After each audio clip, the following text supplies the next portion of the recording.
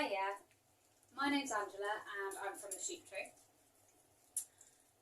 It's been a long time, mainly because it's dark most of the time when I want to make a video and I'm using a head torch when I'm doing my chores, or it's raining, and none of those things work with a camera. So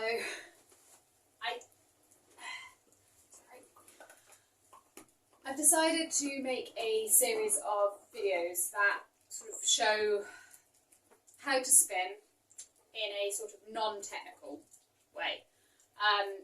This video is not the instructional video, so if you're looking for an instructional video, either, depending on when you're watching it, you'll have to wait until I've done one, or have a look in my playlists on YouTube and you'll find some instructionals on how to actually do the spinning. But this is sort of, it's off the back of, I watch a lot of other people on YouTube, and Jess from Roots and Refuge, she's doing a lot of sort of like talky videos at the minute, which I'm really enjoying. And one of them, she talks about resilience and layering in resilience by learning skills. And I kind of realise that's what I do. If I can learn to do it, I'll have a go. It's like, making things from scratch. I'll try most things at least once, so I know how to make it if it's something I use regularly. And then I might fall back on the convenient thing and buy something pre-made. But I like to have a go. And there's some people who their layering and resilience might be learning a new skill that's a craft, and that might be spinning. And that's something I can already do. And I didn't learn by being shown by somebody else directly. Obviously, I read books. YouTube wasn't so much of a thing when I learned to spin. There were a few videos, grainy, fairly poor quality ones.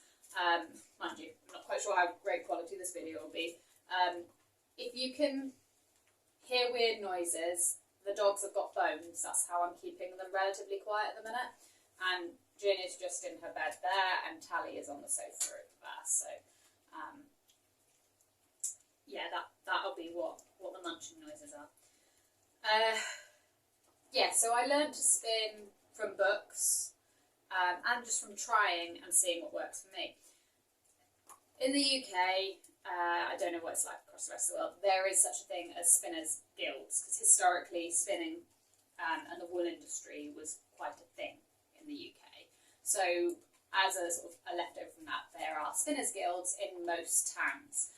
There is a guild close to me, but I don't go to it, maybe because I don't have the time to pack up my wheel and spend them out normally as well, because they tend to be, either women that are, housewives, or they're retired. They tend to be in an afternoon on a weekday, which just isn't practical for those of us that have got to go to work at that point in time. So I've never actually been to a guild. If you're learning, could be a great resource. If you like to learn by being shown, again, great resource. But also I believe they do, or some of them will do loan equipment. So a wheel is quite an investment, and there are lots of different types of wheels. So you could go along and people will bring different wheels. They might let you try using their wheels. So the wheel that I've got down here at the minute is a single treadle wheel. Upstairs I've got a double treadle wheel. Some people prefer the single, some people prefer the double. Until you've tried them, you won't know. For me, it doesn't really make a vast amount of difference whether it's single treadle or double treadle. I prefer this wheel for spinning up my singles, and I prefer my double treadle for plying, but that's just to do with the ratios and the speed at which I can get the wheel going. But yeah, so a guild could be a good place to start for you, but again, If that's not an option for you because either there isn't one or you can't fit it in time-wise, you could go to a class and have lessons. But if that's not an option to you because financially, you've already bought a wheel, you then got to pay for lessons, that's when you start diving into YouTube. And there's loads on YouTube. There is absolutely loads. And, well, now there is anyway. And there will be loads that tell you the correct way and the technical way. That is not what I'll be telling you. It might be correct. I don't actually know. I never sort of learned the technical way. But what I produce is usable. I've spun yarns that I've created socks from. I've spun yarns that I've knit whole jumpers from. I've got a 32-inch rigid heddle loom, and I've woven lap blankets, blankets about this big, from my hand-spun yarn from my flock. So what I'm producing is a usable material. But I'm sure if I took it to a guild, they'd give me a bit of feedback on how it's not produced the correct way. So if that's what you're looking for, if you're looking for using the technically correct ways of spinning, I would do your research and learn the correct ways. If you just want to know how to spin and I'll throw in a bit of sort of like troubleshooting along the way of issues that I came across and things I've done to make things easier, then this is your place. Like my intention with spinning isn't producing something that I could buy in the shop. My intention with spinning is producing a yarn that I can use for what I want to use and making it using a process that I enjoy. So I let the fibre sort of tell me how it wants to be spun rather than getting overexcited, because it's very easy to get overexcited. Get overexcited, finding some squishy fibre for sale somewhere and going, this would be really nice in a really intricate lace shawl.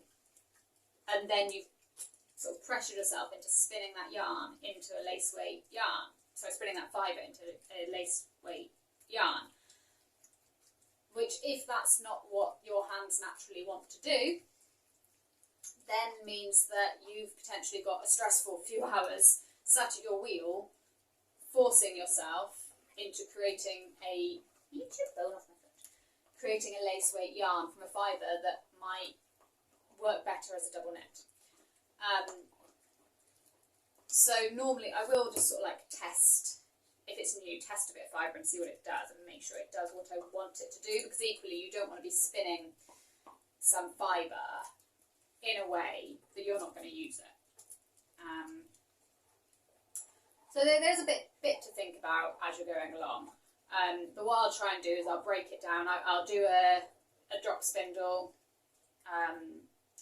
video. That's the only type of spindle I use. I don't do kick spindles or anything like that. It's just drop spindles. So I'll do that one because that's the most affordable way for somebody to start if you just want to try and see whether it's your thing.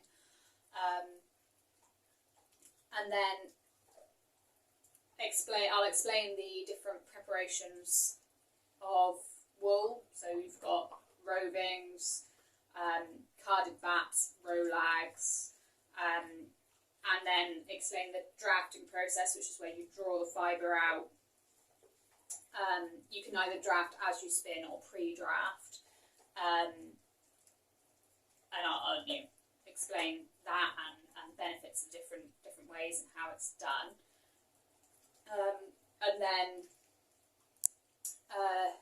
I'll loosely explain the different types of spinning, but there's loads of resources on that. And plying.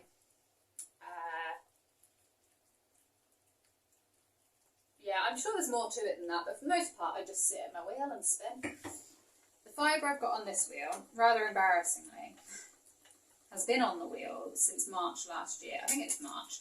I went to Wonderwool and I bought some Blueface Leicester, I think it was, blended with Rami from Hilltop Clouds, and the Rami is actually nettle, and the nettle it acts like a nylon.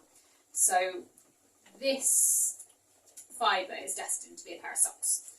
So the Rami in it makes it stronger, and yeah, should slow down the wear that happens on it.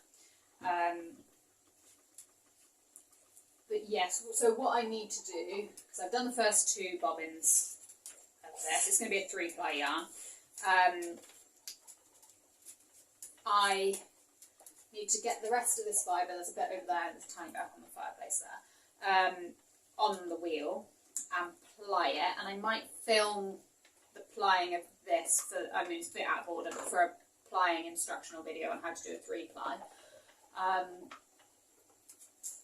And then I can get, I know I've got 100 grams of processed, I think, I filmed a video a while ago on carding fibre on my drum carder.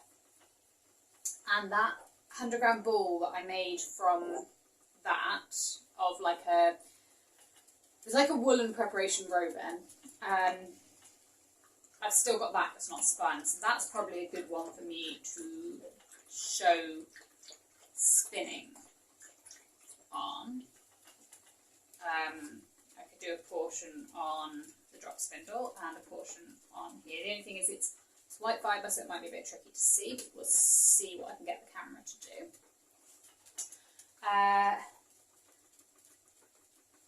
And then I can use that. I will probably chain ply that, which it creates a 3-ply, but it's just another way of plying, so I can do a video on that one.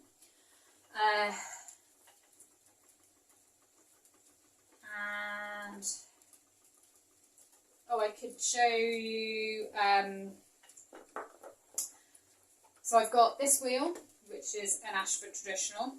I've got a Ashford Kiwi, is it Kiwi 3? Anyways, Kiwi something upstairs, which is the double treadle. And I've also got an electric eel, which is a little electric battery powered wheel. It's not even really a wheel, it's just, so the electric wheels are basically just this part here with a motor that spins it. So I've got that one, so I could do some, I like doing lace weight on that, so I could do some lace weight on that one.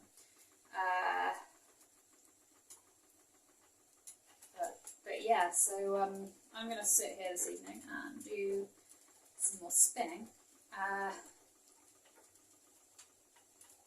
And then probably once I've done about half an hour of spinning, I shall edit this video and then I will start planning for the next videos. But thank you for listening to me waffle on, and hopefully I'll be seeing you on the next spinning videos that I added to this little series.